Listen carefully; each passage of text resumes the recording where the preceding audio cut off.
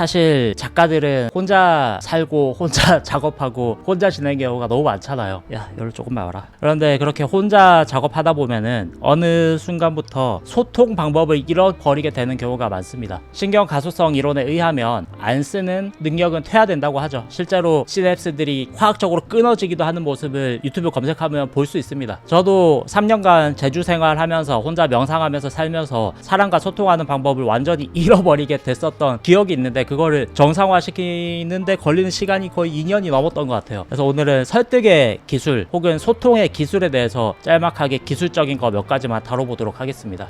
일단 데뷔부터 하잖아. 데뷔를 위한 가장 빠른 길을 안내한다. 우동이즘에 잘 팔리는 이야기 만들기. 첫 번째로 소통 심리에서 중요한 건 열린 질문을 하라는 겁니다. 네 아니오로 답할 수 있는 거 말고 그 사람의 생각을 들어볼 수 있는 질문을 하라는 거죠. 너 이 영화 봤어? 하면은 네 아니요 이거밖에 답을 못 하잖아요. 근데 너 이런 장르는 어떻게 생각해? 라고 하면은 네 아니요 할 수 없잖아요. 나 그런 장르는 뭐 어떻고 저쩌고 미주알 고주알 이야기를 할 수 있잖아요. 뭐 이런 거라는 거죠. 혹은 두 번째, 공간 배치라는 게 중요합니다. 누군가와 소통을 할 때 좀 호의적인 대화를 하기 위해서는 마주보고 앉아서는 안 된다는 겁니다. 지금 얘와 저처럼 이렇게 못해도 90도 각도는 만들어 줘야지 적대적이지 않은 대화를 할 수 있다는 거죠. 가장 좋은 거는 같이 앉아서 똑같은 곳을 바라보는 게 가장 좋은데, 그게 안 된다면은 이렇게 90도라도 앉아줘야 한다는 것. 그래야 시선을 서로 마주치고 싸우지 않고 어딘가로 같이 보면서 대화를 할 수 있잖아요. 혹은 뭐 소통 심리 중에 도어 인 더 페이스라는 기술도 있습니다. 첫 번째로 큰 요구를 하는 거죠. 러브라이브 온리전 같이 갈래? 그러면 뭐라고 대답하겠어요? 아니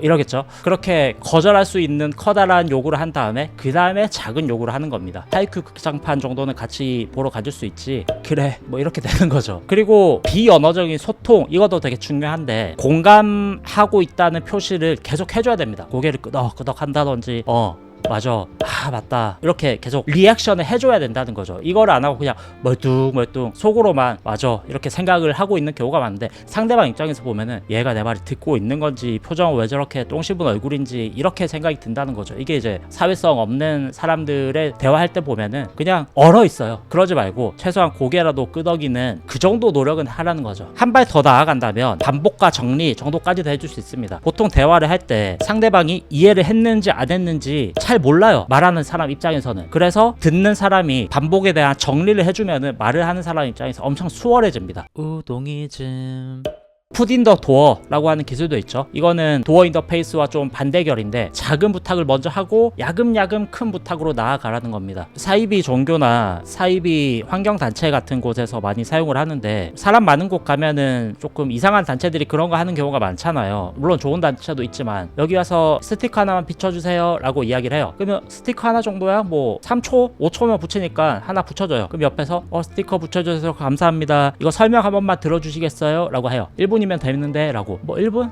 들어줄 수 있어. 듣습니다. 근데 1분이 아니라 3분 5분 길어져요. 빨리 가야 되는데. 근데 여기에서 서명 하나만 해주세요. 서명합니다. 서명하는 데는 또 막 설명을 이어져요. 그러다 보면은 어느 순간 매달 1,000원 3,000원 결제하는 데까지 사인이 이어진다는 거죠. 이게 소통 심리학에서 나오는 기술들입니다. 혹은 많이들 알고 있는 미러링 이런 기술도 있죠. 이게 연애 심리학과 소통 심리학이 명확하게 똑같아서요. 상대가 커피를 마시면 나도 같이 마시고, 상대가 팔짱을 끼면 나도 끼고, 앞으로 기울이면 같이, 뒤로 같이, 이렇게 하라는 거죠. 그렇게 하면은 친밀감, 편안함을 느낀다라고 하는 심리학적 기술이 있고요. 정말 아주 기술적인 것만 다뤘고요. 사실 근데 이런 거를 시도할 수 있으려면 어느 정도 마음의 건강도 필요하고, 사람을 만나봐야지 또 만나는데 익숙해지기 때문에 너무 사람을 피해 다니는 거는 좋지 않다고 생각합니다. 관계 안에서 생길 수 있는 자존감이라는 것도 있어서 내 인생의 소울메이트, 그런 걸 찾기 위해서도 사실 많은 사람을 만나야지 체에 걸러서 하나 남는, 나와 잘 맞는 사람이 생기기도 하거든요. 거기에서부터 오는 또 안정감, 그 안에서 오는 또 자존감, 이런 것도 있어서 그런 거를 도와줄 수 있는 소통 심리 기술 몇 가지를 알아봤고요.